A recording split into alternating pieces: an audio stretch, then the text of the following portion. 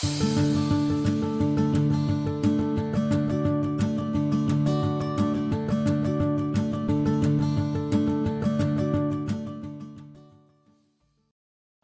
I'm Sarah Stockham, host of Simply Sarah, and I'm honored to have you here listening and watching this Simply Sarah special.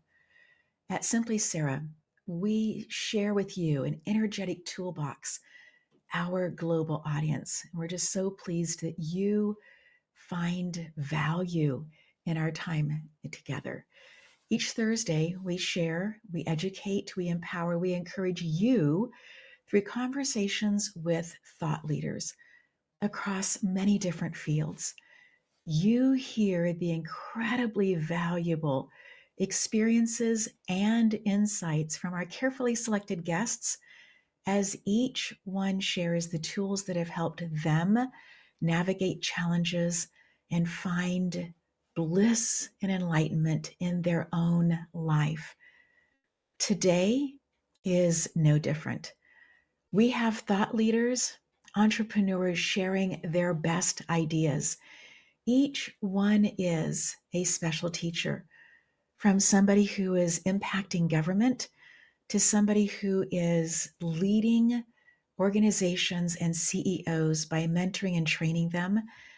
And then also people who are sharing through storytelling, teaching through storytelling. Welcome to Simply Sarah. I am so glad you are here. Let's get started. You can help somebody tell a story by asking the right questions, by keeping them on track, by asking the right questions. A fellow that was a principal in Chattanooga when I was a child, our paths crossed later in Maryville when I was a pastor, and he was in an assisted living facility in Maryville. And one of my members was there, and I was visiting her, and she said, "Yo, you're from Chattanooga." I said, "There's a man down the hall from Chattanooga." And I said, "Oh, really?" And she said, "He's a wonderful storyteller." And I said, "Well, what's his name?" And she told me, and I thought, he would come. He wasn't our principal, but he was a principal. He would come to our school and tell us jack tales. Wow. As kids. Yes. So I went down, and we just, very late in his life, he lived to be 103. We became friends, and there were times that we actually did little performances together, that he would tell a story, I'd tell a story, he'd tell a story, to a group. Yes. Well, we were going to a performance, and we had, I don't know, 30, 45-minute drive. So that means I've got him to myself in the car. Right. And he started telling me a story. He was from Middle Tennessee.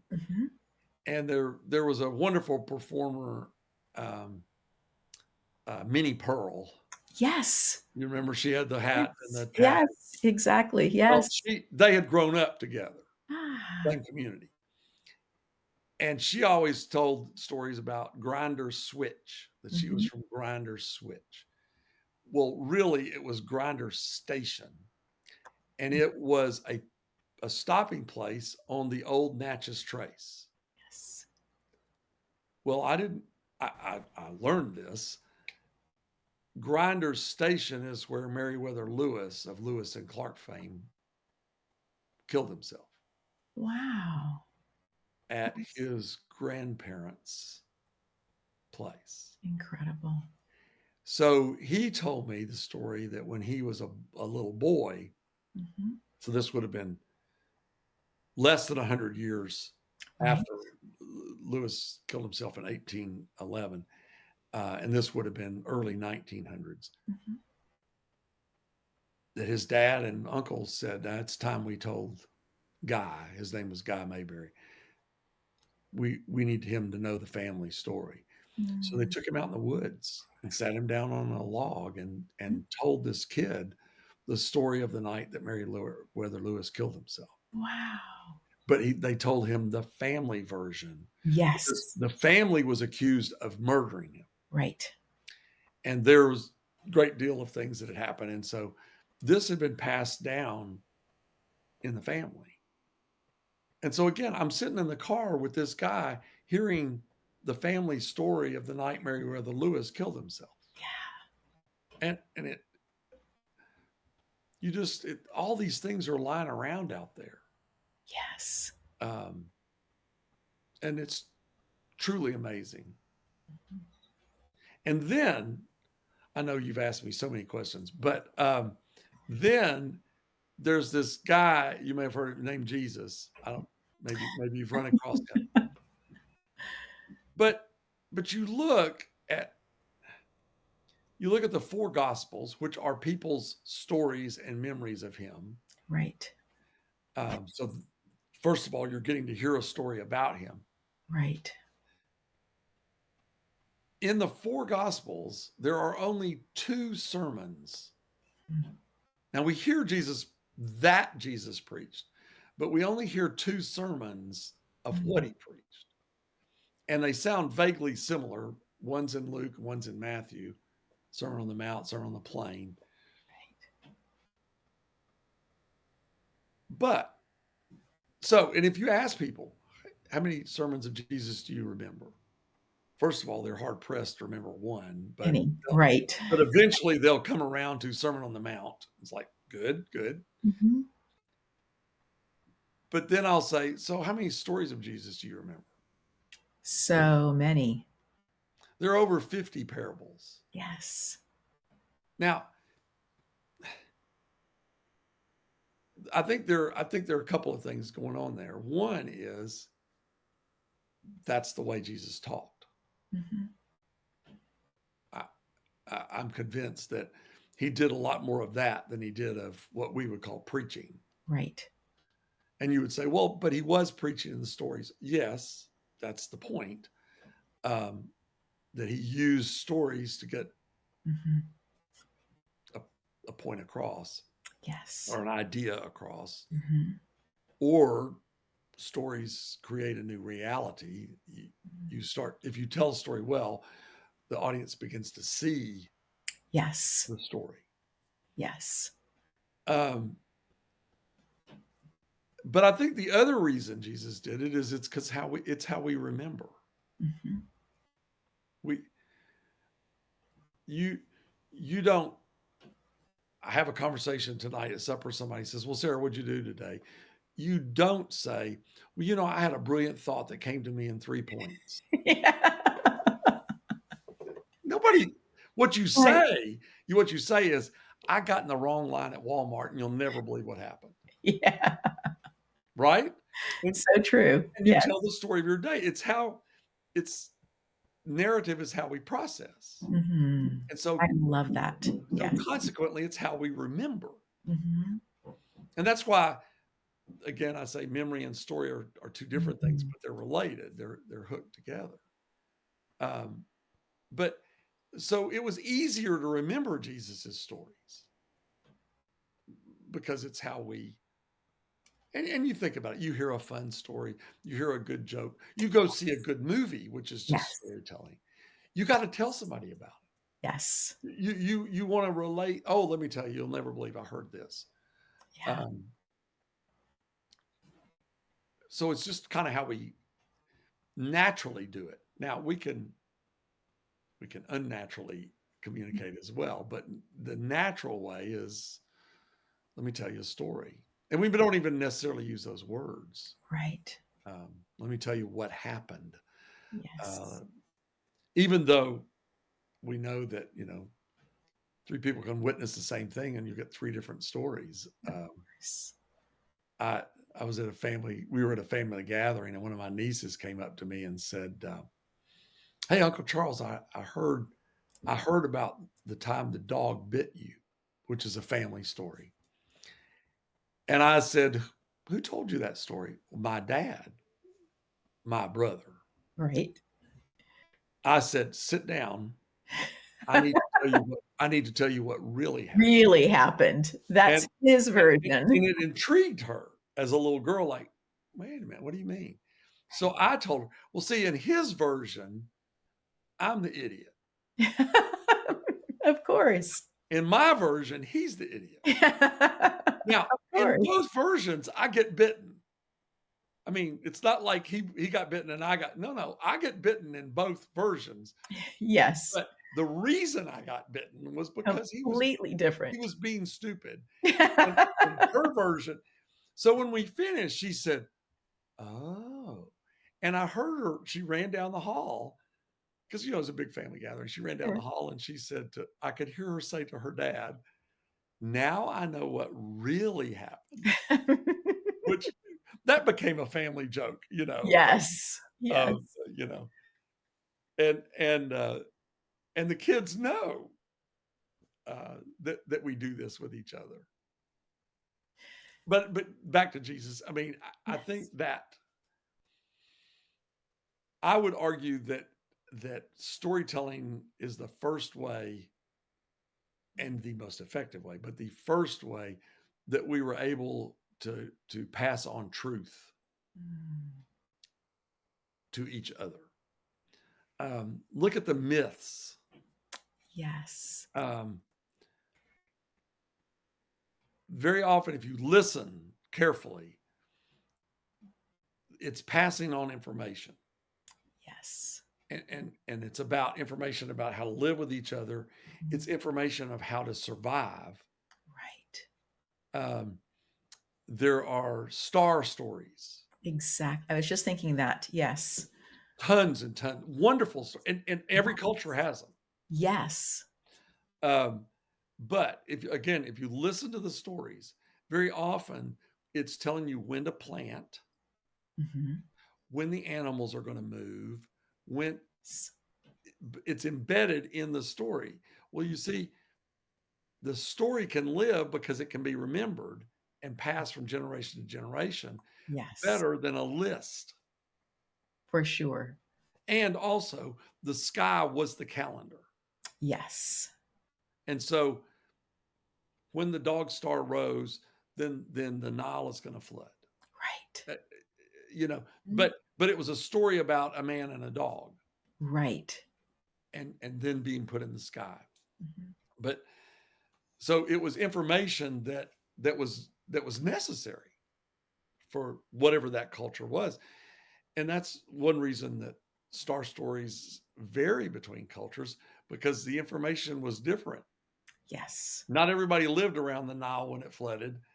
Not Right. Mhm. you had to it had to be about how to live where you were.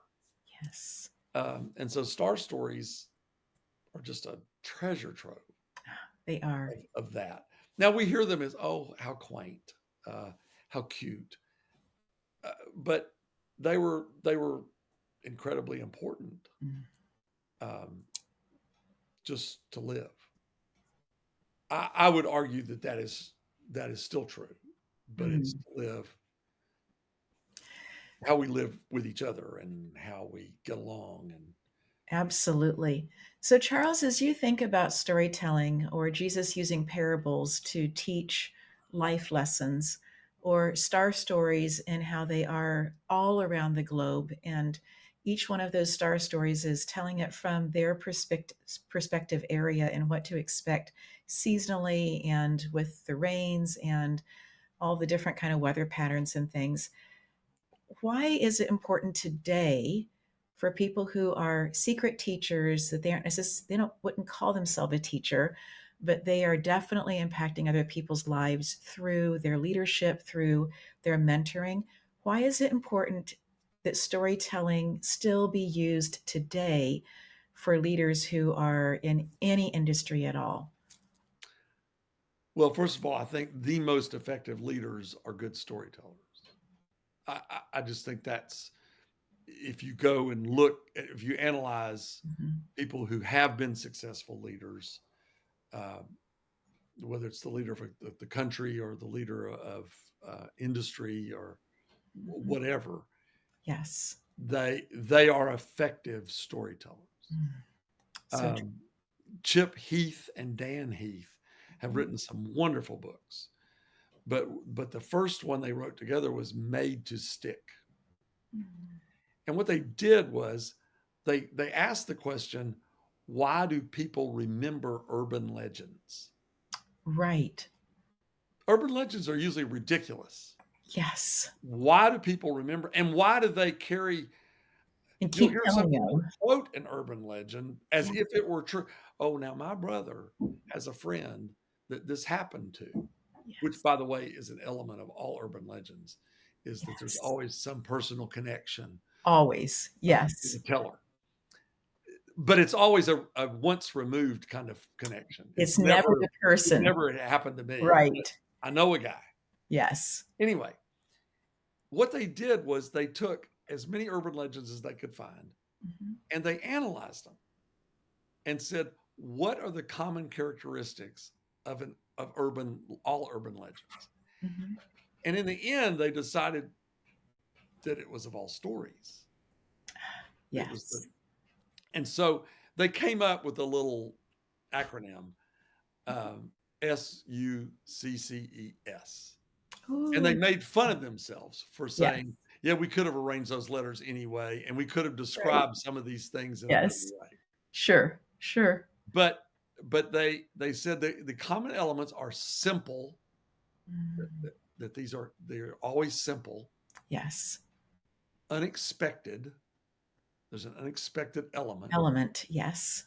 There's concreteness. Yes. It's very definite that it's this way. Yes. Yes. It is credible. Believable. Definitely. And the teller is establishing their credibility by saying, I know a guy. Exactly. See, so Yes. there's a credibility. Yes. But then they said E is emotional, Mm. that it connects.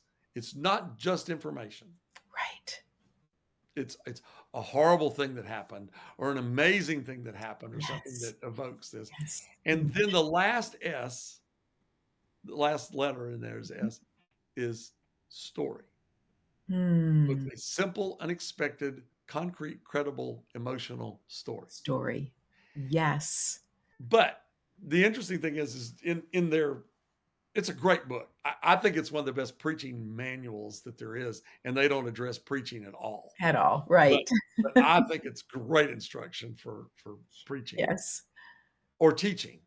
Hmm. And they have a good website that they have tools, teaching tools, things like this, Hmm. that you just, it's not like you have to go buy anything or something. It's just Right. out there. Um, heathbrothers.com. But anyway, Beautiful. it's a fascinating book. But I think they have articulated it better than I've been able to come up with, because of that analysis of what's in a story. But you see, that's story can hit on so many levels, not just intellectual. You can do head and heart in a Mhm. story. Yes. Um, you can't do that with statistics, Mm-mm. and statistics are hard. What was it Mark Twain said? There are three kinds of lies: Yes. damn lies, and statistics. Exactly. Yes. That Right. um, it it you can do a lot with statistics, Hmm. but they don't become helpful until you learn to tell stories with statistics. And I think that's one of the reasons why the stats can be so bent by a person's experiences, just like going back to you sharing the story about being bitten by the dog. In all versions of it, that happens, right? But each person Oh who yeah, tells the the story, truth of it is, I got bitten by a dog. right? But the person who tells the story imparts who they are into the story and makes themselves look like that they are the hero in some way, that they were, unscathed. And the same thing with stats. You can make them look like everybody's doing great or nobody's doing well just based on your skew of that particular space and time, which is again the power of stories, is that believability of the person, that credibility, but it is a story at the end, right? Oh And yeah. useful, I mean, the useful. dog story, the fun thing is, my sister's version is that she has two idiot brothers. See, takes a sister, right? completely changes the whole story. It And of course, my does. brother and sister both have it wrong, but the Right. point is, but but see, again, an effective leader is able to do that. Right. Going back to the Heath brothers, they have a tiny little book called Making Numbers Count. Mm, And it's basically teaching people how to tell stories with the numbers that they have, with the brilliant. statistics that they have. Mhm. Is it's these are not these numbers are not helpful to people. Right. Um, and I was teaching a workshop to a group of young adults Mhm. that were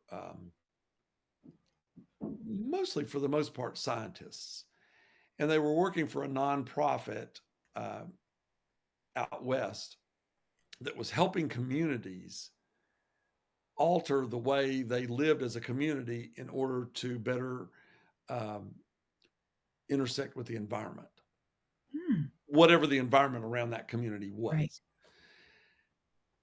And the head had heard me tell stories, and we had developed a relationship years before. And he said, "You got to come teach my people how to tell stories." So I was first of all trying to convince them that it was the way to do it. Sure.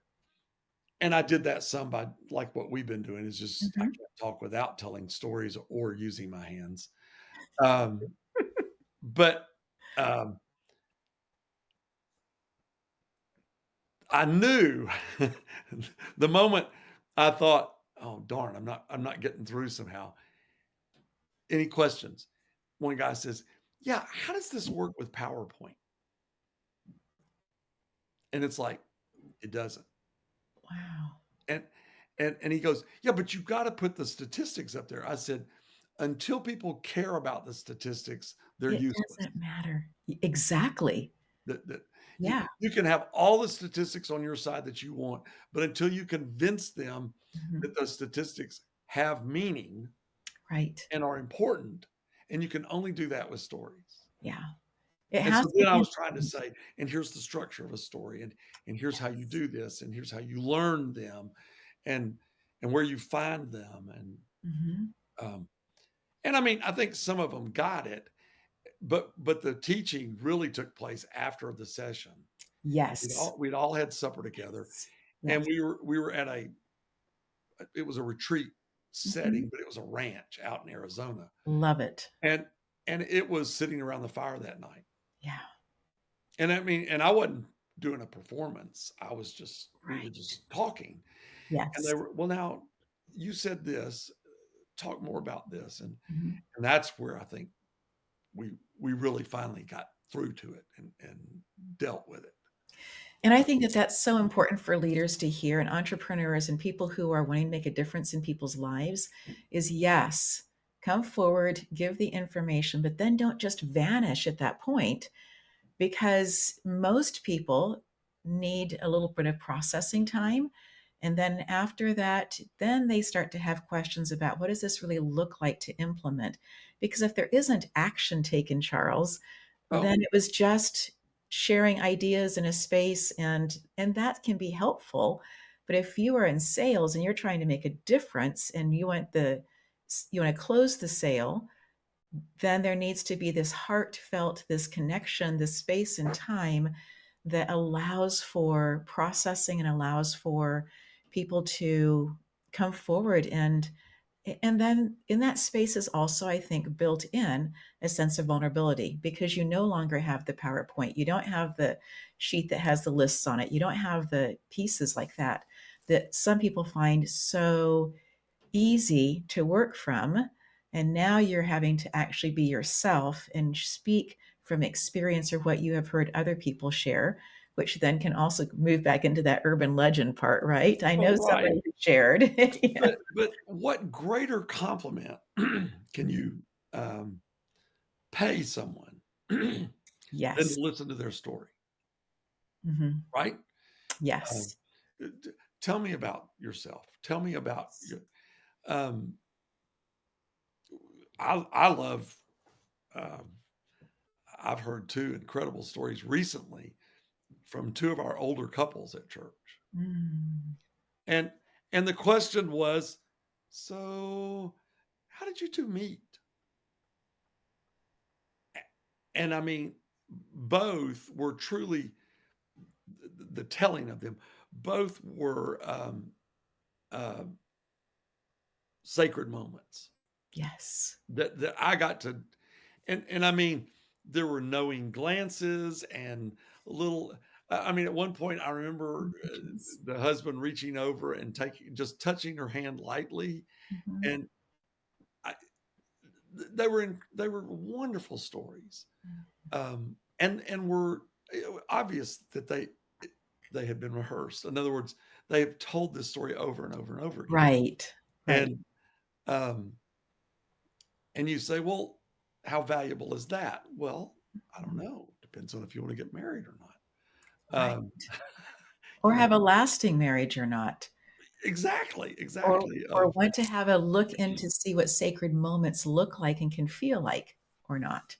see, I think I think we have that desire, that Mhm. need to hear stories, Yes. and so and the thing is, we're fortunate we have many ways that we can get stories. We can watch a movie, we Yes. can watch TV, we Right. can read a book, we can listen to a podcast, we can, Right. watch Go to two church. people talk about, yeah, go to church. I mean, there's Yes. just so many ways to hear Yes. stories.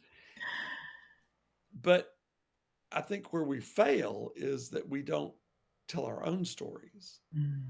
Um, we don't tell our stories in family any much, and family looks very different everywhere. And that, so I'm not talking about mom and dad and Right. 2.5 children and a dog and a cat. But even the fact that families are shaped Mhm. in such wonderfully diverse ways, Yes. um, if you're not telling the story of how we got to this place, Mhm. this wonderful, diverse moment, then it gets, then it's just lost. Yes. Um, uh, and so, consequently, with the desire that people have, what they will do is they will find stories. Mhm. They'll find a book that just really speaks to them, or a movie that they love, Yes. but it's out of the context. It's another story.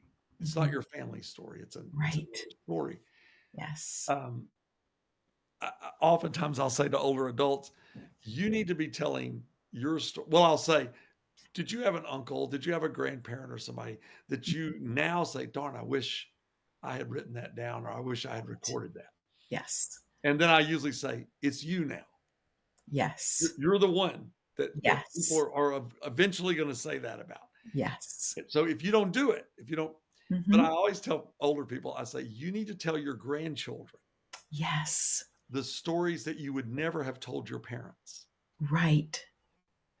Yes. And you'll hear people laugh, and I'm like, okay, you all thought of a story right then. In You that all moment. thought of it. Yes, they did. And everybody, yeah, well, yeah. Yeah. And I said, and what that will do for your grandchild Mm. is it will help them know, well, everybody thinks Donald Davis, who's a great storyteller, what Donald Davis always says that people think they invented trouble. Right. And he said, if you hear your grandparents tell the story, you will realize that is hereditary. Now, is Yes. that not great? Yes, It's just a that good way is. to explain it. But Yes. see, okay, let's apply it to business. Mhm. You tell your story of how you became the person you are, the business that you've grown, whatever, Yes. Right. and people hear get to hear, oh man, this wasn't smooth sailing. Right. This was tough. And the Um, gift in that. Yes. yeah,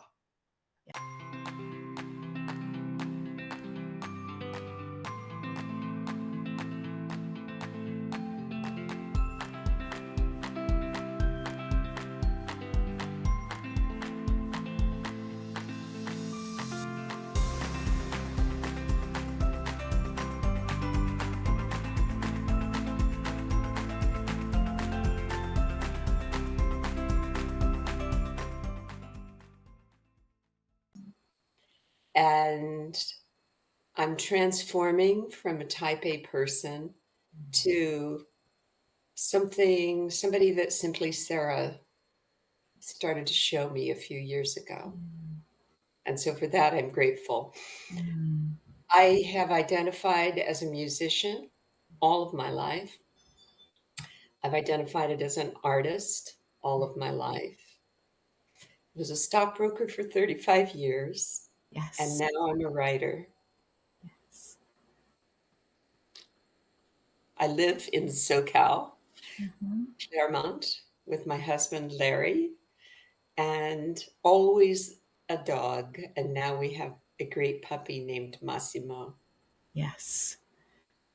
And I'm just so grateful for how you open not only your heart, but your home, and that you're so willing to share your amazing, incredibly trained, but so intuitive dogs. I don't know how you pick them, but Karina was that, and Massimo is that as well. They're just intuitive.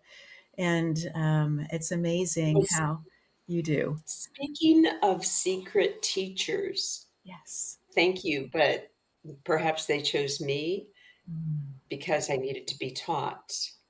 yes. And I realized how much they reflect what's inside of us. Mm, So if I say, Massimo, Massimo, Massimo, really, is that about the dog? yes. Or is it about my frenzy at the moment? Right. Mm. I love how you have shared that you have had all of these different chapters, if I may, in your life. The being on the farm, the fourth generation farm girl, choosing to be a musician and allowing music to open up incredible doors for you internationally, and you being willing to take those trips and participate and go worldwide to share your gifts. And then how you transitioned from music into what I would call the math world. I would love for you to share a little bit. Were there people in your life who, as you were growing up, Janice, that they were showing you the way, that they were opening up the door, that they were teaching you that leaving the farm and adventuring to this amazing world was a safe and good and righteous thing to do? Well, I love this term secret teachers. And I was thinking this morning that my first secret teacher was my cousin Madge, who was my first piano teacher. I was 6 and she was 18. And now I'm 76 and she's 92 or thereabouts. Yes. And she was the one that showed me this world of music, Mm, this one that showed me a world of excitement. mhm. And and she left when I was 7 or 8 to go on to graduate school. And I think leaving when people we love leave us, it always makes us nervous, but sometimes that's a teacher too. Mhm. So she was my first secret teacher. Mm, My mom and dad, of course, were secret teachers. yes. And then probably my band teacher in from 5th grade to 12th grade was my next secret teacher. Yes. Mm, I don't know how much you want me to go on and on, but secret teachers taught me how to be a secret teacher. And I'm really surprised when people tell me, 30 years ago you said, and I absolutely freeze. Oh my gosh, what did I say? Right. Yes. And half the time, I don't remember saying it. And the other half the time, it's something that I say all the time. It's something that I Yes. live. Yes. I recently reconnected when I was my first year out of college. Mhm. I taught 7th through 12th grade music in Mhm. Southern Vermont. And so now these people that were 14 through 18 there are now my friends, and I'm still in touch with 3 of them. Wow. And one I had feedback from one just a month or so ago saying that what I told her shaped what college she chose. I had no idea. Wow. One of them told me, "You saved my life," because his parents wanted to send him to military school. And I got them to send him to Interlochen School of the Arts in Northern Michigan instead. Incredible. So we never know Mhm. what breadcrumbs we leave and who digests them, Mhm. ingests them. Yes. Janice, would you say that one of the pieces of being a secret teacher, of being able to impart this truly transformative knowledge, as you have in my own life, you just laid some pieces out for me to think differently as I was making this big decision about making this huge transition. And it just resonated with me. And then I kind of forgot about it. And then more recently, I reached out to you to say, hey, that conversation that we had in May helped me at the end of May to put a bow on a 35-year teaching career and say, this really is the time for me to let go. Would you say that part of your gift is that you are present and that you are listening?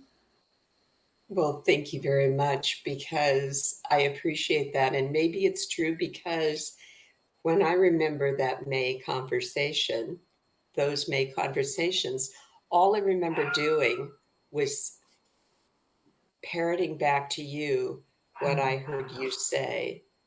Yes. And maybe not the words, but Mhm. that's what I heard between the lines. Yes. And so I believe I just Mm. assisted you in understanding what you were trying to figure out. And you deeply assisted me. And I do think that from the years that I was a mentor teacher for new teachers in the school district where I taught, the different school districts that I taught in, that one of the things that was written up on a huge banner was the most important thing that you can give somebody, or the most important thing that somebody needs is to be truly listened to. And that you are right. When we have somebody parrot back into us what we are saying, and sometimes we are saying it with our body language or the intonation of our voice. And for someone else to be able to pair it back with us using different words, different vocabulary, that allows us to stand inside of our own uniqueness, our own thought process, and that gift is truly one of the greatest gifts that we can give another human being.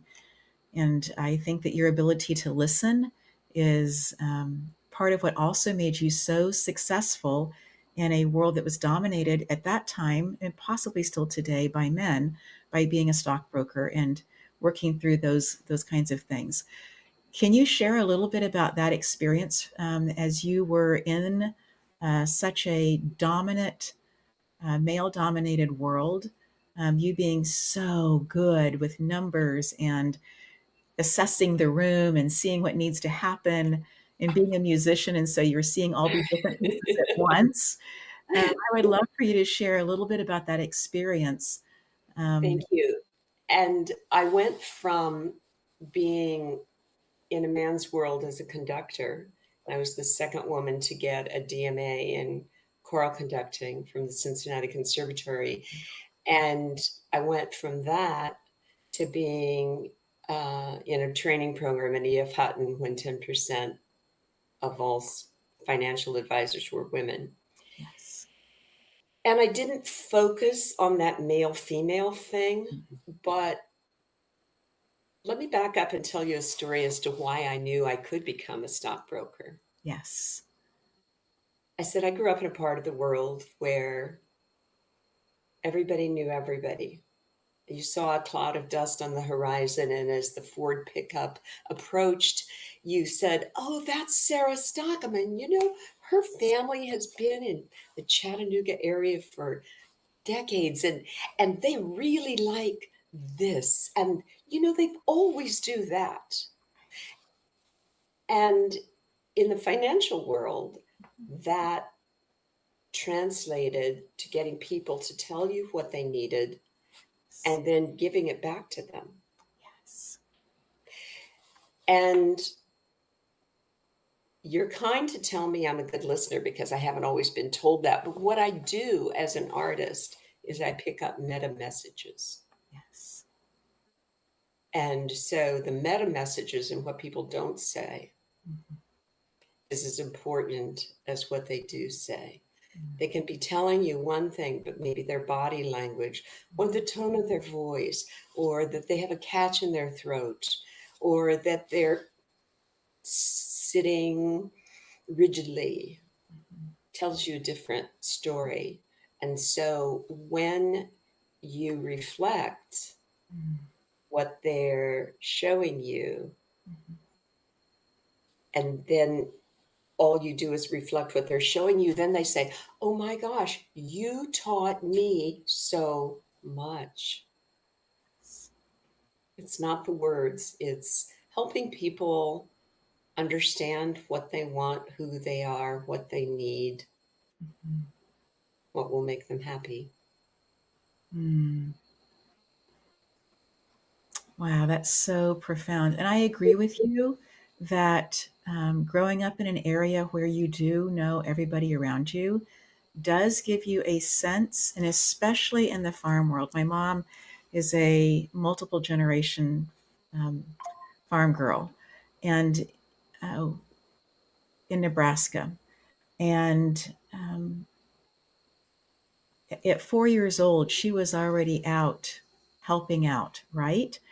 And so there was also this strength of character that is, I have observed with people who have grown up on the farm, that maybe some people have more strength, but everybody knows how to do everything and everybody can do everything.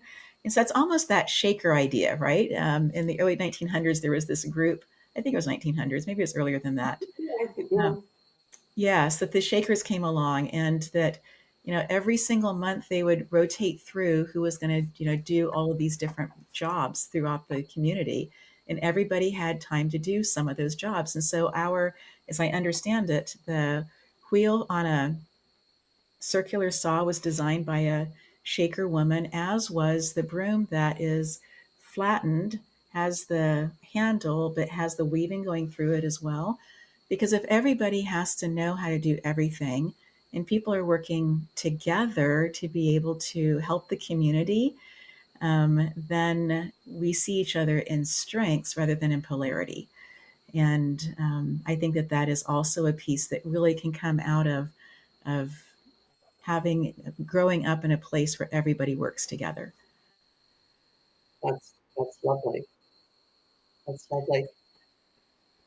One of my favorite stories about my father, who was a woodworker, and among other things, Mm-hmm. um, we were visiting the Shaker community in Iowa Mm-hmm. and going through all of the fabulous crafts that they had made. Yes. And I said, Dad, look at this candle holder. Isn't it amazing? And it was a flat piece of wood that then fanned out so that each candle was on a different piece of this flat piece of wood. It had a little pin here, so everything rotated. And he said, that's okay. And I went on, and he hung back, sketched it, and made it for me as a Christmas present Wow. from a black walnut tree that he had planted as a child Mm. and was felled by lightning a few years previously. Incredible. That was my dad. Yes. Yes. That story just touches me so deeply. My grandfather, my grandmother's father, had a mill here in Tennessee, and it was a black walnut mill that they would work with primarily. And so upstairs is a grandfather clock or grandmother clock made out of the wood that he left. but also I remember decades ago going into the shop on the property here on the homestead and just finding what we call in Africa anyanya, just extra pieces of wood laying down, and they had a live edge to them. And I looked at my dad and I said, can I do something with this? And he said, of course you can. And so he helped me make a Advent candle labra-ish that's very rudimentary. It has, the space for the 5 candles. But it's something that when I look at that, I think of not only my dad, but of my grandma and grandpa, who, when they moved to this property, planted a whole line of black walnut trees. Wow. And then of my great grandfather, who, that's how he made his living, was to have that mill. And so the incredible connection between our lives also of black walnut candle holders. How incredible is that? Mm-hmm. Such a beautiful, unique thing. When you think, Janice, about advice that you give to people, is there advice that you would give to somebody who is um, in their they have started this journey of self-discovery. They may have an understanding that they are an expression of spirit, and so that they are unique, that they have divinity flowing through them. um, you and I earlier, before we began recording, did a very short meditation where we were connecting our intuitive gut with our emotional heart, with our thinking brain, and that idea of having the Trinity inside of us, right? Those 3 pieces connected inside of. And so if somebody has been on the journey for a while and they feel like things are just a little bit dry in their life, they feel maybe creatively it's not as easy to create, whether they are writing or making earrings or creating music, whatever it happens to be that they are doing, gardening or whatever, that they feel like that they are not as creative. They've kind of reached to a plateau. Is there something, some type of advice that you can think of that you would share with somebody who is in that place of feeling like they may be in the desert a bit? Good question. I always like to start with don't push the river, it flows by itself, because just as you feel as if you will never, ever get to the next step, that's usually when it happens. And when it happens is when you step back and go to the side and look in another way, and you think, I haven't seen it from that angle. And then you step back to where you were and you go around here and you look in it that way and you say, well, now from that angle, there's a way in. And so this concept of looking at things 3-dimensionally, imagining them in your mind, how Yes. they could be, how they might be, Yes. what ifs. What if I just put this dangle differently on this earring? Well, if I put one more little loop here, then all of a sudden this goes this way instead of in little rows. Yes. Step back, change your perspective. Mm. Understand how somebody else might look at things and respect that for a moment, even if you don't embrace it yet. Right. Respect it, understand it, and then come back to where you were and see if that different perspective adds anything. Oh, I'm going to hold on to that for a long, long time. That's Here's beautiful. another metaphor. Do you like to play all of your music in the same keys? No. However, do you like to play all of your music the same tempo? No. Do you like always the same style? No. Are you better at some styles than others? Yes. That doesn't mean you don't practice the other styles. It doesn't mean that you step outside and sometimes play ragtime instead of boogie woogie, play jazz instead of classical, Yes. sing a folk song instead of an aria. Yes.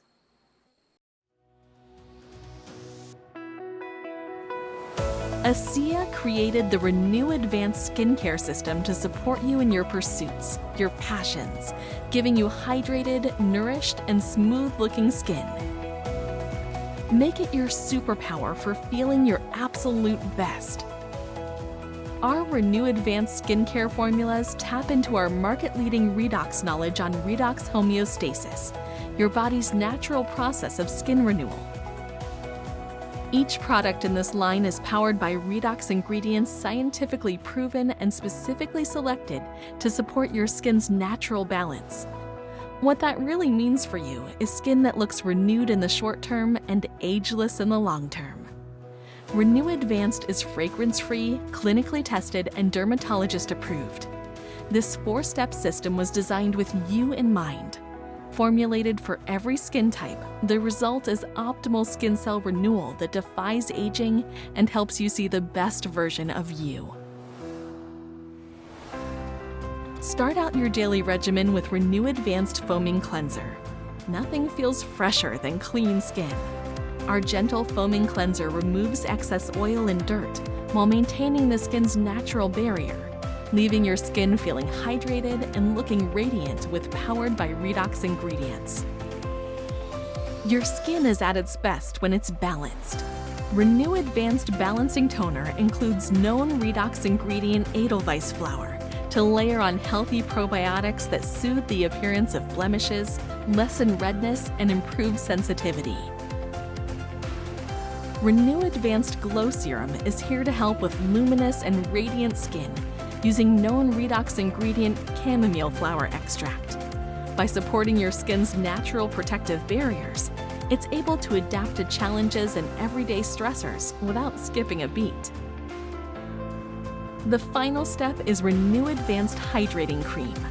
Get skin that looks positively ageless, powered by redox ingredients cherimoya fruit and sea fennel extracts, meant to hydrate and nourish, resulting in firmer, more youthful-looking skin.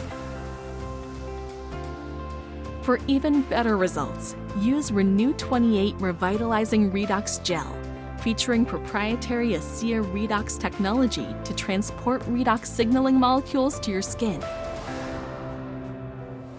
Go ahead, take on the world, and celebrate your life achievements, because with a little help, your skin knows how to sidestep the dulling effects of time, stress, and pollution without erasing the healthy hints of a life well lived.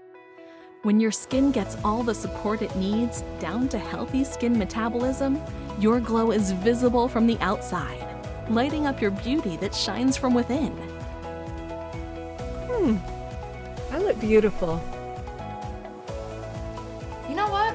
I look good. I'm turning on the camera.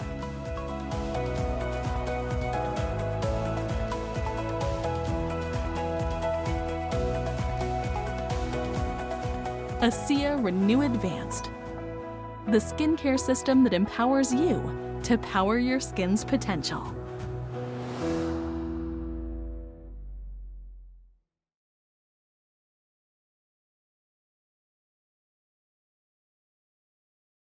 Were there people in your life when you were growing up who influenced you, who were entrepreneurs themselves, and that gave you a taste for what you're doing now? Yeah, I mean, to say any of us ever get there on our own, it's not even possible, right? I mean, we can never reach any type of pinnacle without the help of other people, whether that's somebody to just bang ideas off of, whether that's a mentor, whether that's a board, whatever it is, right? We all have to have people in our lives that we can, bounce those ideas off of and be able to, I call it, get that unfiltered, opinion. You need people around you that aren't afraid to go, dude, that's the most ridiculous thing I've ever heard. So what I hear you saying is that you are able to talk out what you are thinking. Mm-hmm. Yeah, that's a good way to put it. And I talk a lot. I absolutely talk a lot, 100%.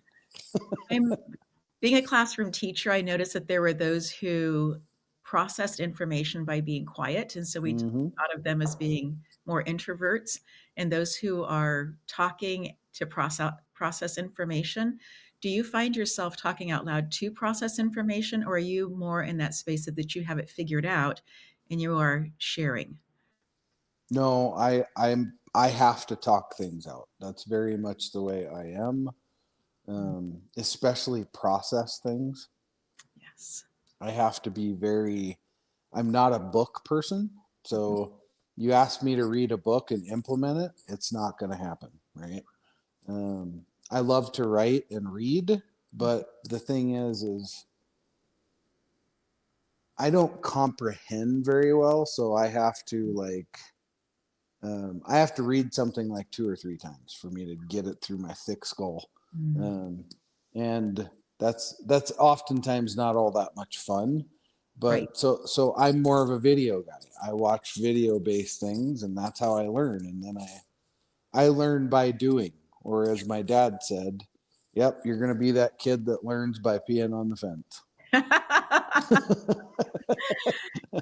And knowing a little bit of your story that you grew up at least around farmers in Montana, that there were fences that were charged and then those that weren't, right? That there were ones that were just wooden just standing there, and then other Yeah. ones that were would give you a little bit of a conversation back. Right. Well, that's for another conversation. Absolutely. So in this place, did you find young that you had people that you could trust, that you could talk to kind of process what you were thinking? Or was this something more of the lines of, I just am going to do this. It doesn't matter if I have people who support me or not. Right. Actually, no, not when I kind of first got started, But I took what my parents really, had done, and they didn't do it all right either by any means. But I learned through that experience, and then, I kind of had to just take those arrows in the back and try to figure it out. And I didn't really know to leverage at the time how I could leverage mentors, right? Right. And then when I found that, it was game on then. So, in your leveraging of mentors, what are some of the lessons that you have learned or takeaway pieces for you in that? And how, because some people are just afraid to ask other people, afraid that they're going to be seen as being somebody who is taking, rather than allowing other people their gift of influence and encouragement and foresight. Right. Well, so the thing you have to be careful, I call it criminal exchange, right? So you can't create criminal exchange between anybody. Nothing in this world is free, right? True. And if I have a problem and I've found somebody to solve that problem, I have no problems paying for it, right? Right. And that's something I would impress upon people is don't be cheap and think, well, I got this friend, he runs businesses, and he does all this kind of stuff, and then you're the time-sucking vampire, right? Yeah. That just sucks all the life out of people. No, nobody wants to be around that kind of person, right? Right. Pay for solutions, pay for shortcuts. Find that person that is right for you, that you can pay that person to help you, whether that's a coach, a consultant, name, whatever, right? But find that person that's right for you. Because like me as a consultant, I'm not right for everybody. Why? I'm raw. I don't pull any punches. I'm not the guy to hold a tissue, and I am not going to buy you a steak dinner. And all admirable things. Yeah. And that's why, there's certain people that love to work with me, and those are the people I want to work with anyway. So Absolutely. go find that person that is right for you. And that's the key. If you get that part right, yes, then you got it. You got it down.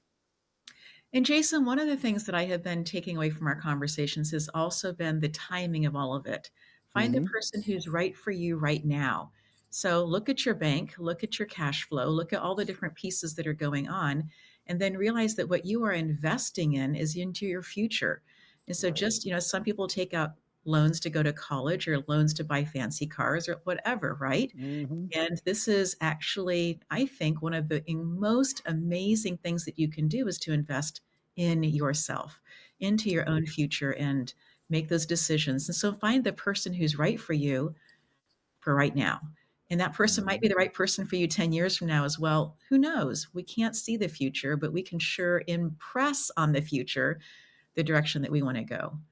Yeah. Well, the other thing too is find somebody that's willing to meet you where you are today, right?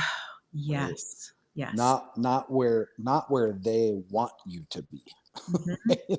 Find somebody that can be that person for you, that is willing to meet you today where you are, and Mhm. then help you get where you want to go, not where they want you to go. Oh, that is so powerful. That Yeah. whole space of agency, right? Mm-hmm. That the That's the right. vision that the person has, the individual who is seeking the encouragement, the mentorship, the secret teachers, the finding the people who are going to be feeding them to move forward. But I would also say don't find somebody who is so willing to let you row your own boat that Mm-hmm. you row yourself into a whirlpool because you say about yourself that you're not for everybody because you're raw. There are some people who are just so kind and they're kind-hearted and they might see what's going on but not want to hurt somebody's feelings. And so I think that's another place just to kind of be aware of, be wise, be Right. thoughtful, be wise with your investment. Yeah, and sometimes we gotta remember that we hire people to come in and have that 20,000 foot view for a reason, right? Mm, And then if you're not open to what they have to say, well, yeah, then you're never gonna get anywhere, right? right. And I have what's called the golden crowbar. I That's what I love have. And Yes. I literally took a crowbar from Harbor Freight and I painted it gold. And Yes. when some of my clients do things that, they know better than Right. not to do them, I Yeah, hold up the golden crowbar and I go, here you go. It's your turn. Pop it out of your backside. Right. And, exactly. but we all need a little bit of tough love too. And, Absolutely. because we live in this world now of this patty cake crap. And I don't think I better go there, but you know what I mean. I do. I do. I was truly amazed when I heard that the military has my words, pre-boot camp to get people ready so that they can go to boot camp. And I just thought, wow, things have really changed. Yeah. Yeah, a lot in a lot of different ways. And so, yes, there needs to be that tough love and the reception for that tough love to realize that it's for Mm-hmm. my benefit, for the person's benefit in that place. You've spoken a couple times about the arrow in the back. And so, what advice would you give to somebody to say, take this advice, and this will keep you from having at least one arrow in your back at some point? Yeah. It's when you have an idea, stay the course on the idea, right? Mhm. I see so many young entrepreneurs. Mhm. They have an idea, they implement it, Mhm. and then they move to the next thing, and then to the next thing, and then to the next thing. And now you got 10 or 20 things going Right. because that's what you think you need to do, when Yes. it's the absolute opposite, right? Focus on three things Mm. and bring those three things to implementation and then introduce something new, right? But so many they never implement. And I've seen it with, oh my gosh, so many people over the last 10 years. Mhm. And then they get themselves in information paralyzation, and all these things start to happen and they get overwhelmed, and then absolutely nothing happens. And I'm not talking about startups either. I'm talking about companies that are already 25, 30 mil plus already. Right. So Right. let's not just go, oh, well, that applies to people that are just starting out. No. That's not true. Did you see during the shutdown, it Mhm. impacted the country and the world in different ways, different places, depending on a lot of different pieces to that. But did you find that there were companies that had a hard time implementing, that they had really good ideas, but during Mhm. that time of, empty freeways, that they really struggled to figure out the next step forward? Or was that still business as how you had seen it prior to that? Well, I think so. We hit this space of, it was this big unknown, right? Right. So we're in this big unknown, and it applied across everything. I Yeah. mean, it applied across, just how kids and grandparents were able to come together. Just the simplest things, right? Yes. Or how you got your groceries. Jesus, we were wiping groceries You off with, were. I mean, for crying out loud. You look back on it now and it's like, wow, did we do that? Right. And so it was just the dynamic of that time. And business was as usual. The thing was is that people were just so afraid that the big balloon was going to happen or something. So then they started pulling their budgets back in, and the first thing that went was marketing, right? It's the first thing they pulled back in was marketing. Well, that's okay if something's going to be for 3 or 6 months, but now your customer base is churning and churning and churning and churning and churning. Yes. And now all of a sudden, 6 months later, you cut your pipeline off 6 months ago, and now you don't have customers. And now you're dead. And it had nothing to do with ideating for new ideas or stuff like that. We had to do a lot of that, right? I think I told you the toilet paper and margarita story. A great story. Yeah, and but they just cut the wrong things out, and that's why a lot of these companies got choked off and died, was because of that. It's pretty simple. Your margarita and toilet paper story is so unique. I would love for you to share it. Yeah, okay. So there was a little restaurant out in New York, and they had called and they said, look, we're just gonna have to close up because we really don't know what to do. And this was the time during the pandemic where everybody was just cleaning the shelves off, and all that stuff. And I just remember saying, look, why don't we be creative? Let's just try it and see what happens. So let's just give away a roll of toilet paper, a margarita, and do curbside pickup. And we'll come to find out they had like 500 rolls of toilet paper in the back. They were ready to go. So it just, the timing of that whole thing, I don't even call that a strategy. That was just like a whip it together thing, right? And but it was just a shot in the dark, and it's like, let's try it. But now looking back on that, it was perfect for the time. It was, right? Yes. It hit perfect when it hit. Yes. And it's what really, really did save them. Incredible. For sure. Yeah. It's a fun story. It is a very fun one. Speaking about implementation, and I know that you have 18 companies right now. Has that been how you have chosen to build the next one or start the next one or purchase the next one or whatever that's been to add on another one, is to make sure that you have, this one going well and you're implementing? What's your strategy when it comes to when it's time to bring in the next new thing or start the next company?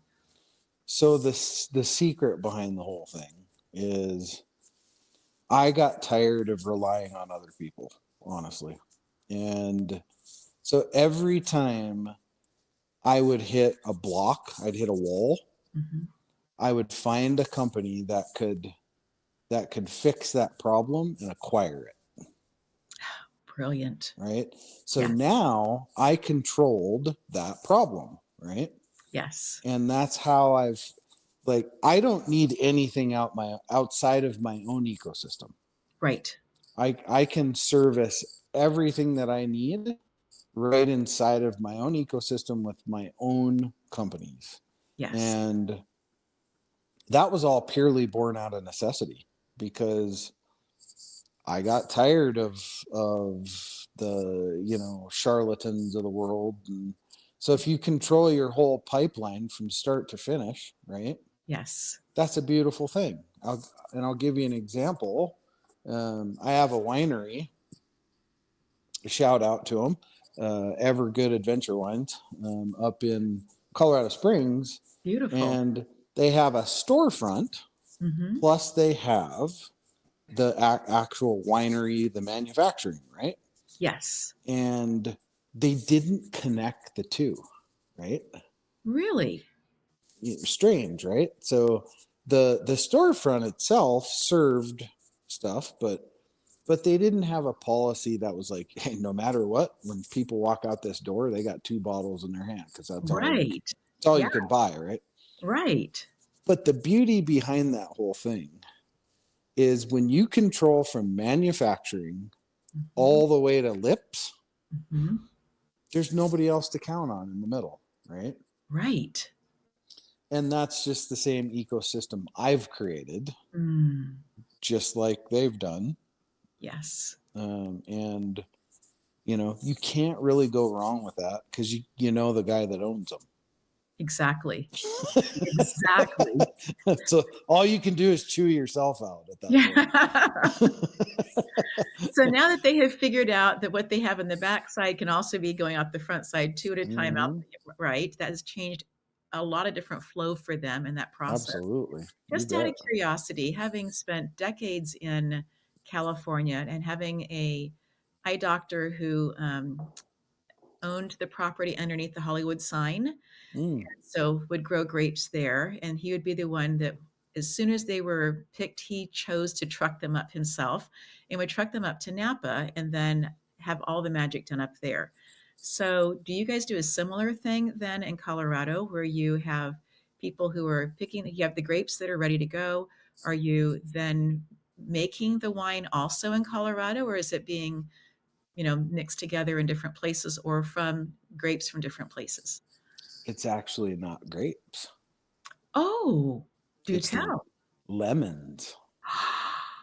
Really? Mm-hmm.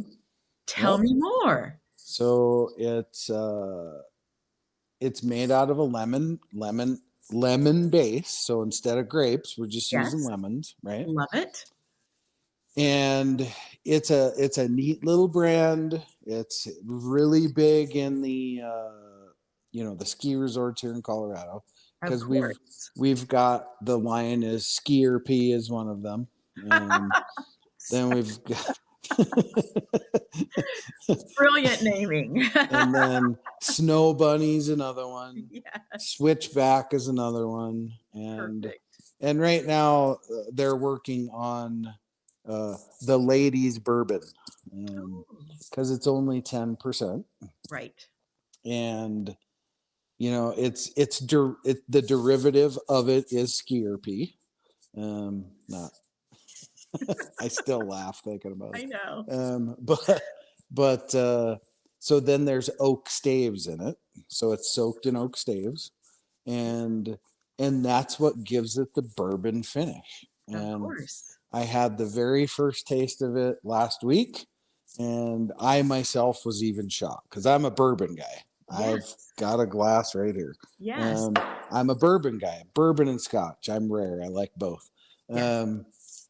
And I was shocked at it actually had a bourbon finish, but not grapes. We don't use grapes. We use lemons.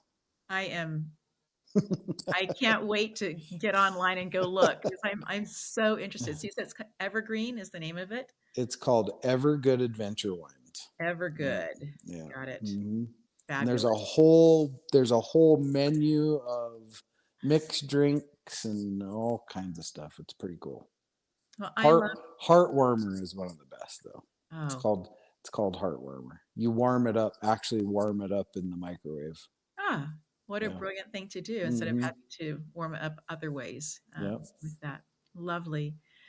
So, switching gears a little bit, if you could have absolutely anybody here, anybody at all, be part of our conversation, be listening in, be able to ask them questions. Napoleon Hill was somebody who had a round table of 12 people, and some of them were alive and some of them weren't, right? It didn't matter to Mm-hmm. him, but he would sit and have conversations with these people by himself. Yeah. So, in that process, then he got some of the most amazing answers for how he would move forward in life or what he would do. And I'm not trying to move your answer, I'm just trying to put some Yeah. pieces out there for the people who are listening in who are maybe a little bit unfamiliar with this whole process of how you can be gaining information from people who are without reading a book, who are Sure. who've passed, right, who are transitioned.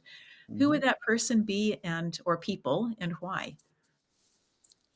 So mine is very far different than what you would think for most people. And that would be my interpreter from my last deployment to Afghanistan. Beautiful.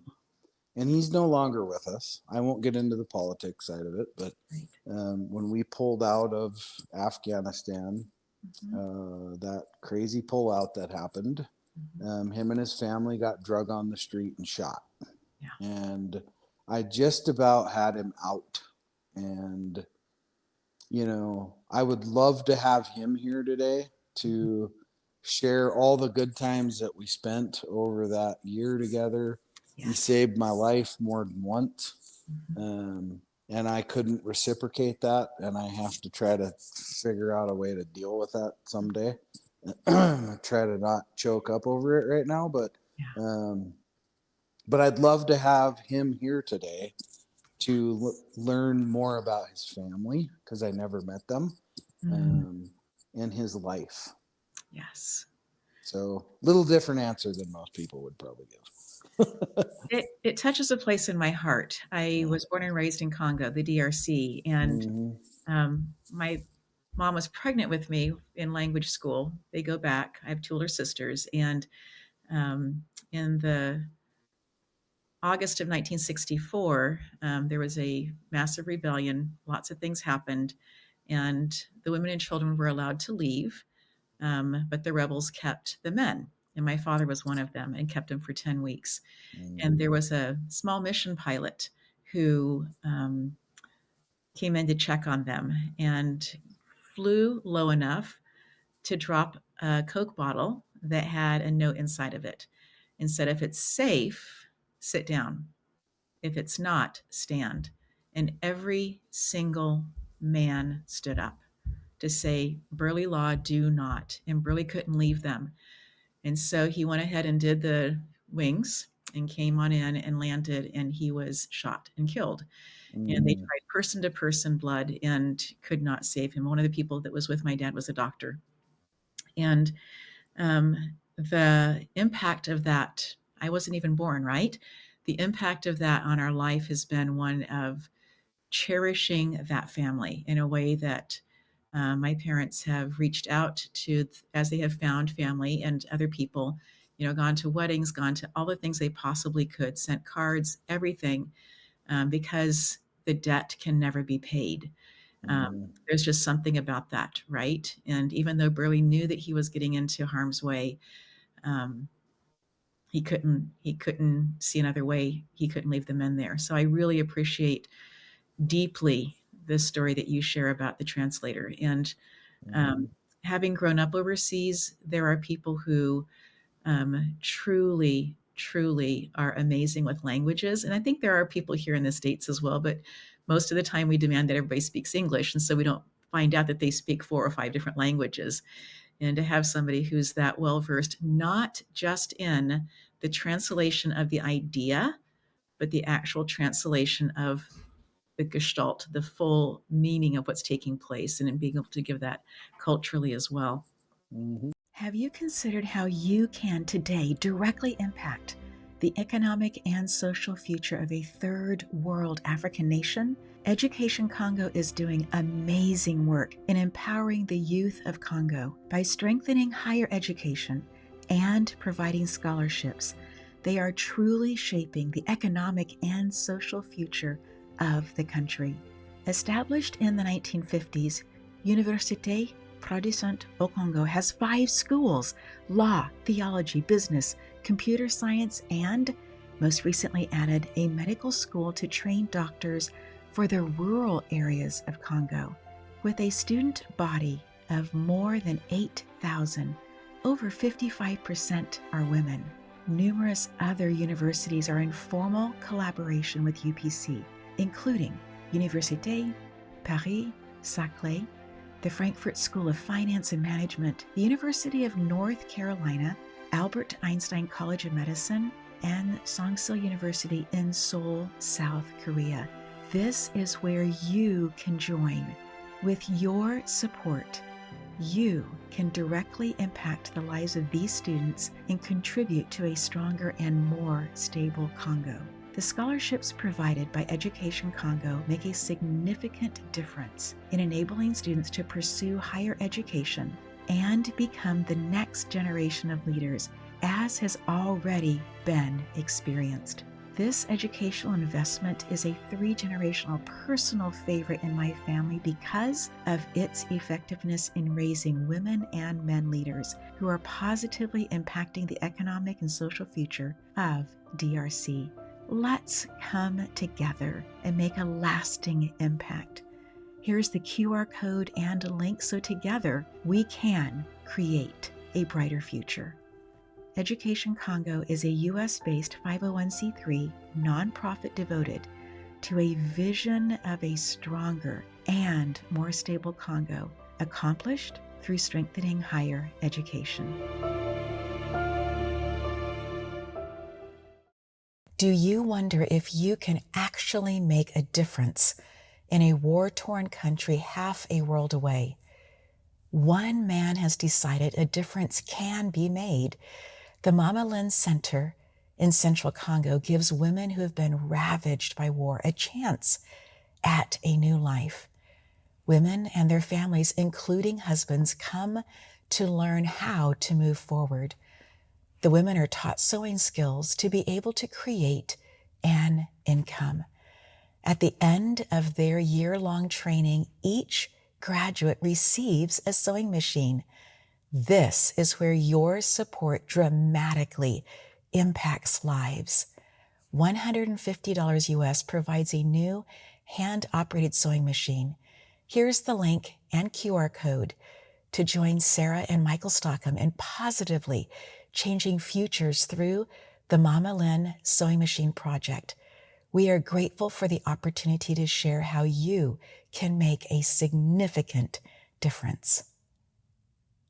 Here is that sometimes, in order to understand historical elements, even something that seems like a throwaway, like the dimensions of a box that families were able to bring over to the New World, think about that. That was their entire life in that box. Everything they could bring, if it wasn't on their bodies, was in that box. So this was pretty important. So we had a conversation about that, and that led into other conversations. Like, for instance, the famous war novel, the things they carried, about the things that people can carry and what people can carry with them, and conversations about that. So I made it, more relevant to them. The idea, what are the things that, if they were to move and only had a box like that for their family, what would they put into it, and things of that nature.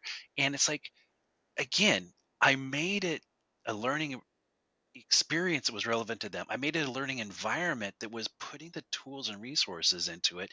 I know it sounds like a big cry between a chapter in a book for graduate students versus cardboard and making a box in a seventh grade classroom, but the whole idea here is that it's amazing what opportunity and what insights and what brainstorming and just the conversation. Even the students were just talking among themselves, kind of a thing. And that is the kind of learning experience you want to be able to foster in a learning environment. And yeah, it takes a little bit of trust and faith, but it also takes the idea of, if you want to manifest what would be the ideal learning situation, sometimes it's messy, sometimes it's noisy, sometimes being in students in seats and rows and columns and being mouths shut and down and face down in a book does not achieve these specific kind of things.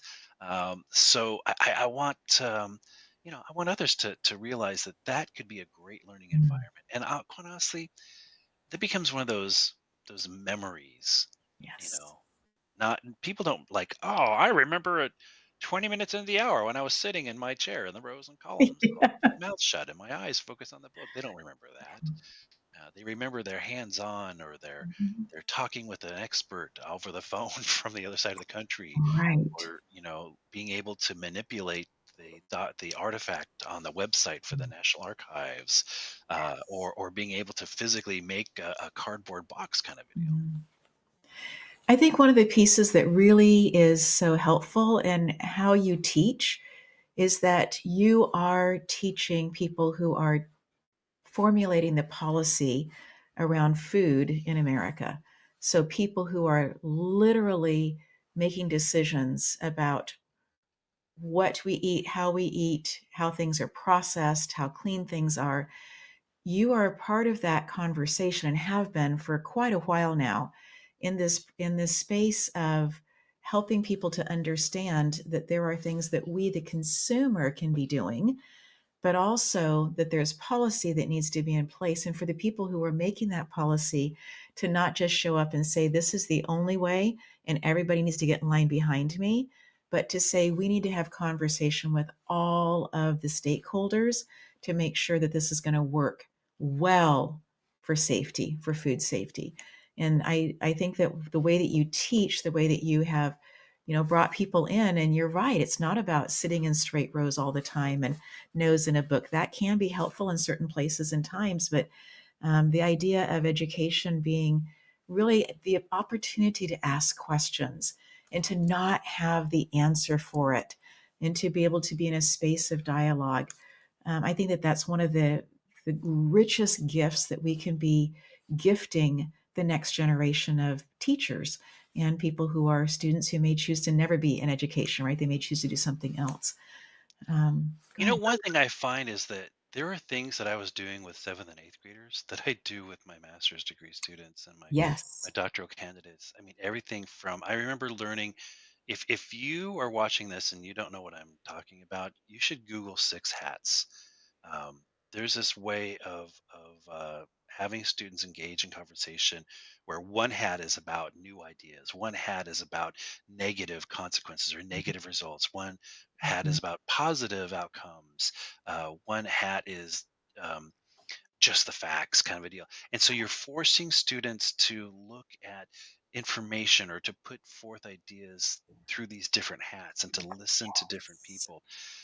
Even Yes. in my graduate courses, I have used a version of that, but I also use, let's talk about something, but I'll ask them to, are you an are you talking about this in terms of awareness, Mm. or being an ally, or being an advocate, or being an activist? What if you were wearing one of those four hats, what would each of those four hats, how would they be different in terms of your approach? Mm. But even looking at it in terms of my graduate students as being consultants Mhm. with industry, we look at corporate social responsibility. So let's take an issue. Let's take this was recently in the news. There's a famous restaurant chain that had these. They have a lemonade. It used to be self-serve, but now you can no longer do it self-serve. But it was called charged lemonade. It had a high amount of caffeine. And people got really sick from this high amount of caffeine in the lemonade. And some people even died because of the impact on the heart. Yes. So um, let's let's look at this issue. Let's look at the legality around labeling and around ingredients and communication. But let's look at it in terms of corporate social responsibility, because you have economic responsibilities, Right.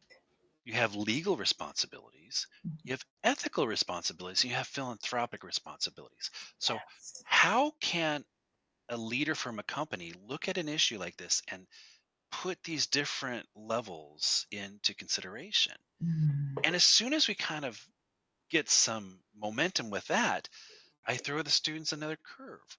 let's parallel that with Maslow's hierarchy of needs, because now consumers and workers are going to be looking at it in terms of, the physiological needs, air, water, food, sleep, and then your health and safety and security needs, family needs, self-esteem and self-actualization. How do we do this? How do we align these things with and these concerns with those levels of perspectives, if you will, right? And then I can even bring in how newspaper headlines. I have a couple of examples of where I'll take an event and I'll look at newspaper or web page, whatever headlines about that event, but they reframe how they talk about it through those different things. One talks about the economics, one talks about the legal situation, one talks about the ethical, like can the leaders be trusted or whatever. And then even the idea of Maslow's hierarchy of needs. So we talk about how if in journalism, which is supposed to be the first draft of history, right? Right. If they can look at it through these different perspectives, the same exact event, then we should be able to look at a policy, an event, an incident, whatever it is, through these same different glasses. Too often, students just want to like, can I just find the answer on like page 179? Right. Sometimes it's not as easy Yes. as the answers right there on page 179. Sometimes there's 17 different answers. It really depends Yes. on the perspective.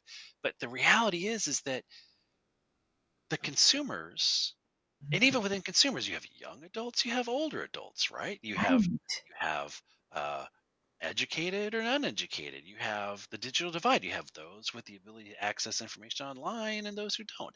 You have workforce. You may have different language or cultural barriers. And then you have executives. You have people in the C-suite. They're looking at it in terms of this.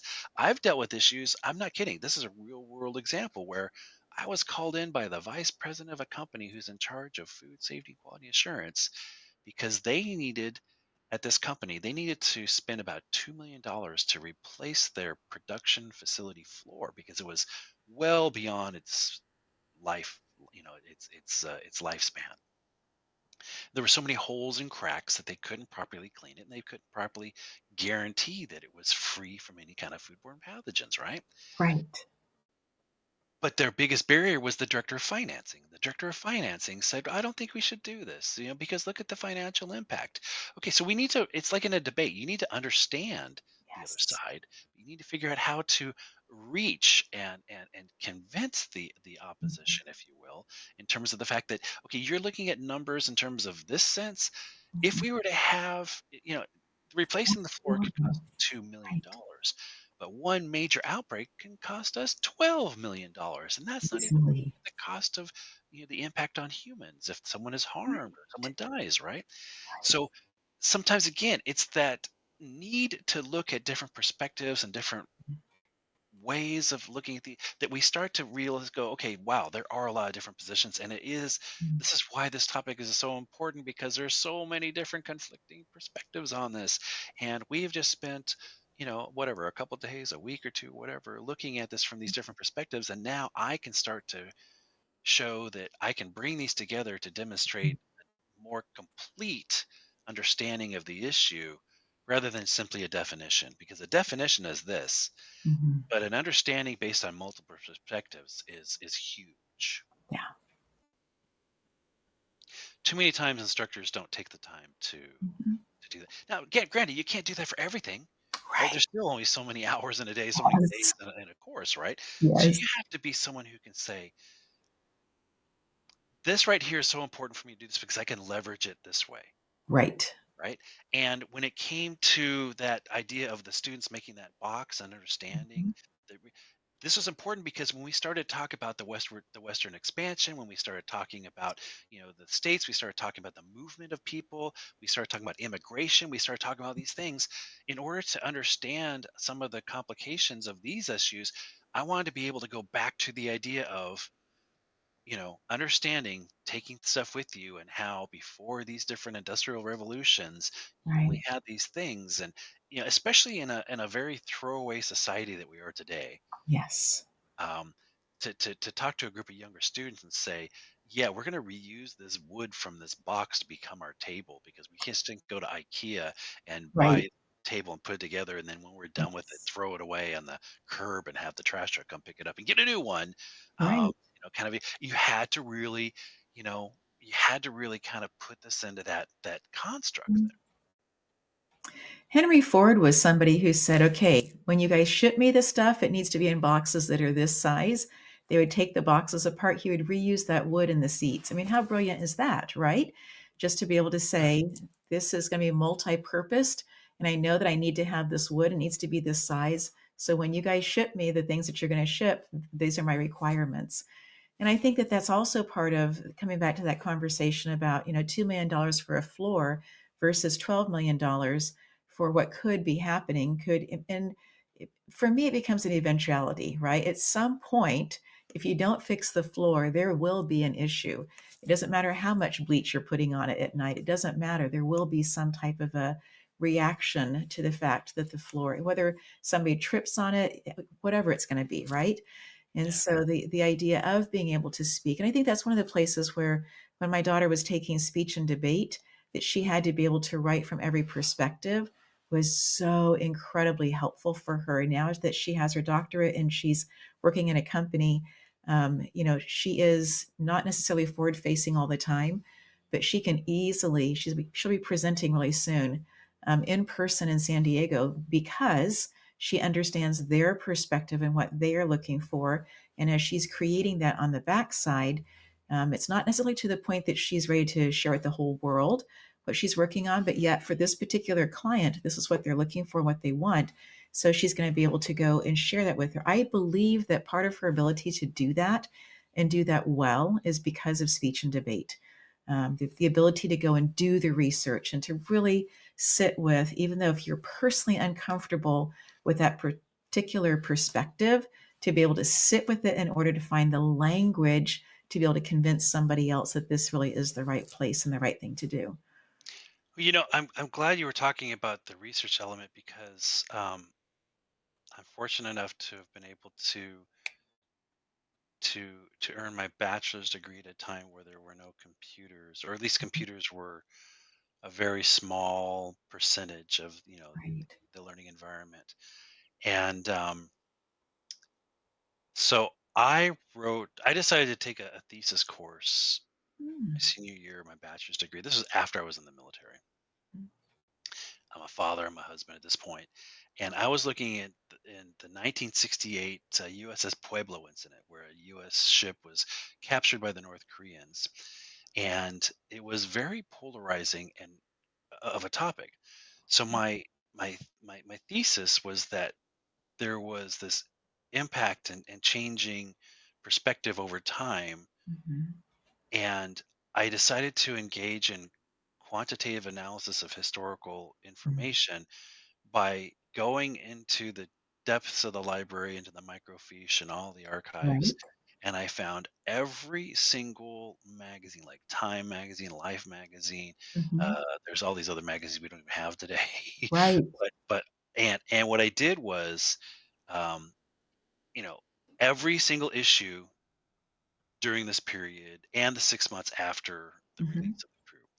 And it was like I gave like, if it was on the cover, there was indication. If it was a feature article, there was indication. If it was a letter to the editor, there was indication. If it was an editorial, there was an indication. If it was a whatever it is, basically classified these different things, and I collected what were the key words, that kind of stuff. And I was able to show over time that there was a change in attitude over this. Yes. And I remember presenting it, and my professor at the time was like, "Wait, so you were using mathematical analysis to be able to justify your conclusion. You did this by this," and it was a very novel way. Years later, I was trying to explain this, and there were people that were like, "Wait a minute, you used math in a history course?" I'm like, "Yes, because how else would I be able to better understand this?" Right. So going to that whole idea of the creating the box, the students creating the box in my history class, anytime we were able to use math and science, um, I Bring it look at on. it in terms of the fact that, you have people that are more visual or more Mhm. auditory or more hands-on. I had students that were much more like they were excited when we got to use a calculator. They were excited. The cotton gin. Mhm. Right? Well, I had my students. I went and bought an actual cotton boll. An Mhm. unprocessed fluff of cotton that you had to Yes. pick the leaves and the seeds out of it, and I Yeah. had my students weigh it, and then I had them take it home, and they would pick Mm. all the little things out of it, and then they would weigh it again, and they would record how much time it took it to get it from this to this. And then I had students bring in like an extra large, large, medium, small, whatever cotton, 100% cotton t-shirt. We weighed those. Yes. So we had to determine how many of these. Of course, I said there had to be, an assumption for 10% loss. Right. So we just made up a number, right? But it's better than not. And so how many of these would it take to make, a shirt kind of a deal? Mhm. Because without that, you don't really have a context. You have no concept of what it is. So to understand why is there this piece of art where it's depicting slaves in American history? They were jumping for joy and dancing around a cotton gin.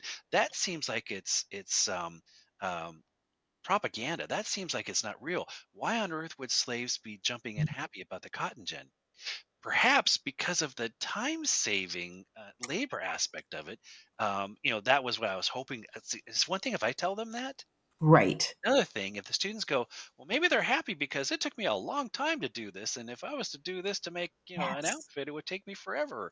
Mhm. Um, and we read journals where it said that they were, up past dark working, by candlelight Yes. because there was Yes. still a requirement to fill a basket every night, kind of a thing. And Mhm. again, totally out of context in these, contemporary students' lives, the idea of all these things. So doing and you know what it cost? I think it was like 31 cents, maybe Mhm. even less. It really did not cost a lot of money to Yeah. buy those cotton bowls, to put them into the hands of the students, and to have them do that.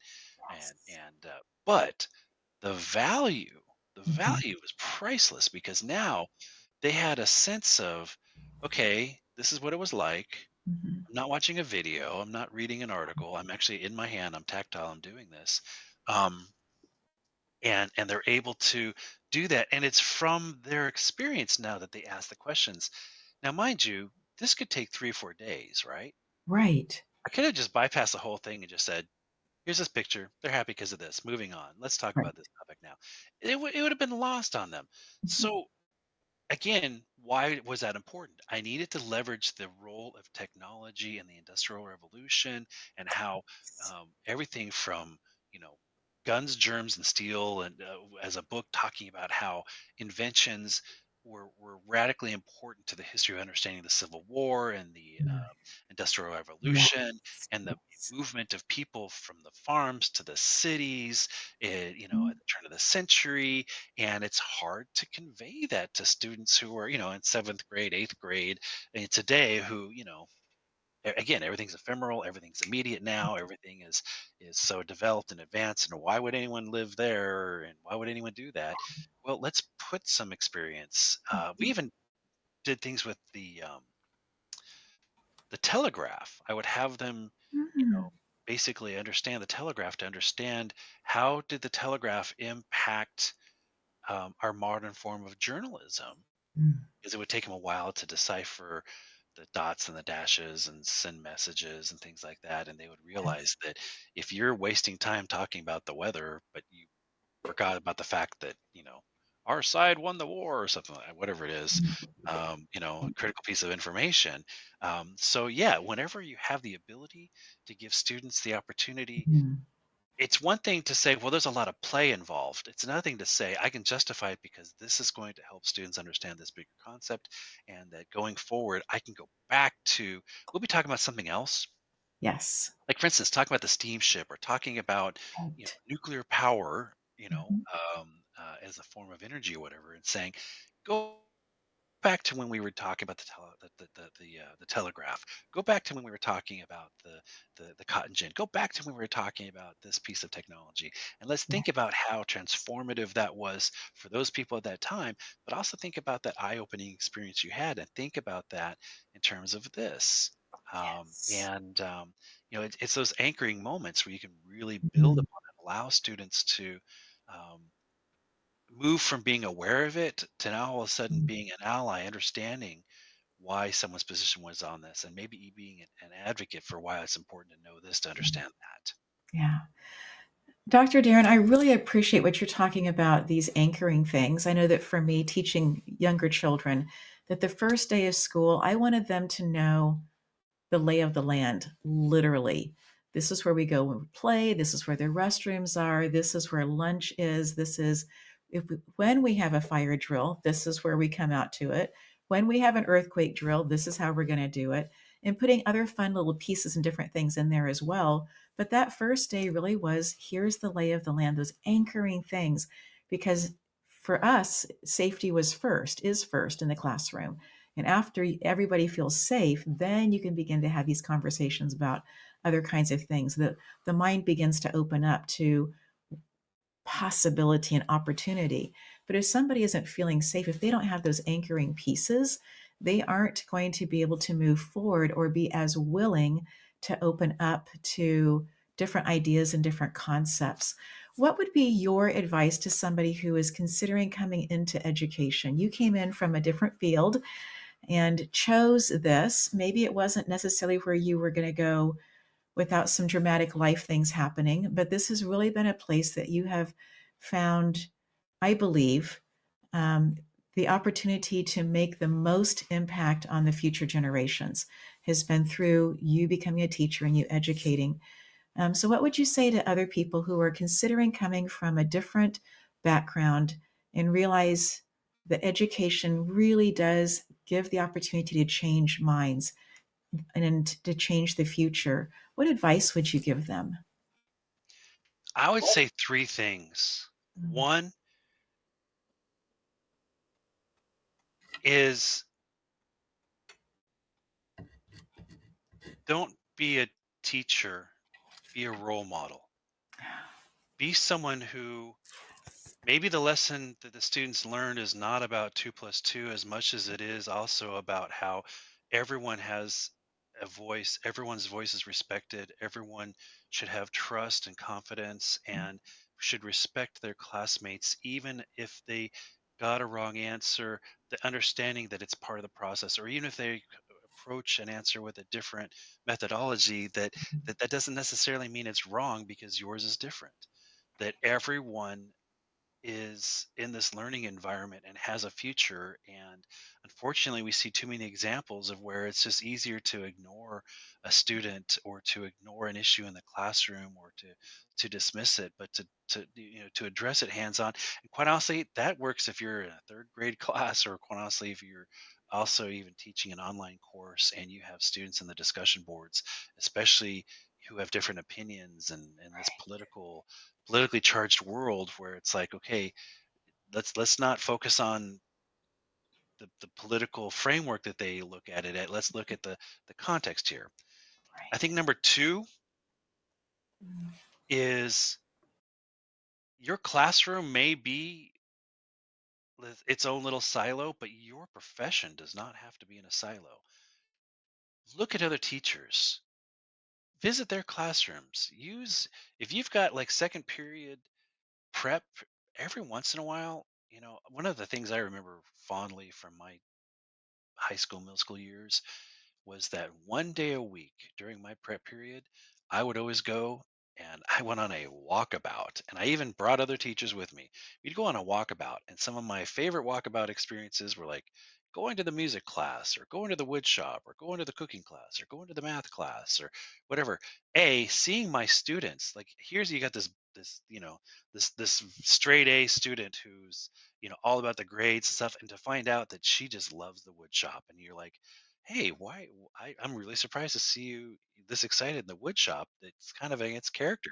She's like, oh no, I love being able to take the saw and cut wood and hammer nails in it and build something, and be able to have this very tangible thing that I made. And or in the music class, to see your students now working. They can't work together in a group project in your history class, but they can play music together, right? How can you open your eyes to seeing your students in a different way, and how can you how can you bring that example? If they can work together as musicians in this class, how can they then work together in your class?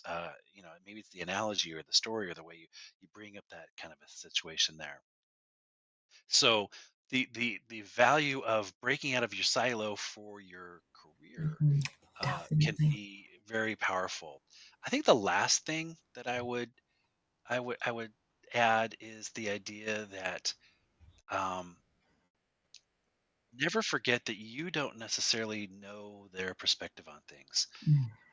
Um, I've had students who were paralyzed from the neck down, who were born without arms. I've had students who their contribution to the class was not necessarily what one could predict. Mhm. I have students who 10, 15, 20 years later, they're connected with me on Facebook all these years later, and they'll say things like, I'll never forget the lesson you taught us about making sure that the student who's paralyzed from the neck down had a place within the class. And it's like that made science learning important to me because you didn't just treat them like every other student. You taught them like they had a role and that they offered something to the class. And you asked us to help them with this. This is a student who um, the other students worked. They basically made like this framework that attached to his wheelchair that would hold a camera, and we found that he can move his thumb, and I purchased a camera, a digital camera that had a remote so that he could take photos like crime scene photography in the class of the students lab setup kind of stuff. And it Yeah. was like, yeah, okay, was Yes. that the most important thing, in the bigger picture of what a science class looks like? No, but it was important to that student, and it was important what I demonstrated to the other students in Yes. terms of Value. that lifelong value. And Yes. I could probably come up with a bunch of other, but I'll start to cry because Yeah. some of these things I didn't realize until later when Mhm. students had the maturity to be able to communicate Mhm. what experience they had in my classroom years ago that Right. sticks with them today, Yes. and that was the big life lesson, or that was them in an environment at a time where maybe their home life sucked or the world around them Right. sounded depressing on the news, but they found safety and Yes. security and purpose and belong in my classroom. Yes. And if you allow your classroom and your teaching to Mhm. create that kind of a scenario, Yes. when we say things like lifelong learners or people engaged or people that go on to lead productive lives or whatever, Mhm. this is how it happens. And um, it's sad that there's a lot of controversy around teachers and how teachers are respected, how they're paid, how they're Mhm. managed today. And I think that one of the things that's hard for a policymaker or an economist to enumerate is that lifelong impact that a good teacher can have on their Yes. students. And I hope that anyone who goes into teaching doesn't do it for a paycheck, Right. but does it for the dividends and the payoff and the true value that Mm. blossoms over time, even well beyond their years in the classroom. I Yes. still hear I still hear little stories from past students on social media, um, and I've even had seventh graders that I taught when I left teaching public schools and I went to the university. Imagine the scenario where you're contacted by a student who just applied to your university, and he goes, "Hey, you might not remember me, but years ago, you were my teacher when I was in seventh grade. Amazing. But I was teaching near Seattle, and now I'm in Boston. Here's Exactly. here's students that went across the country to a university and Yes. found that I'm teaching there, and they wanted to get me up to speed with where they're at, and they were so proud of that. And Mm. but the one student saying that, remember how you told us the difference between saying I'm done versus I completed the job, and you gave us this Yes. worksheet to take notes in seventh grade Yes. U.S. history class. I Yes. still use it. I Yeah. still use it. I'm taking classes in my university courses, and I still take your note taking Yeah. example model and your philosophy between knowing enough to know when you're truly complete as opposed to I'm done. And Yes. it's like that's cool, it really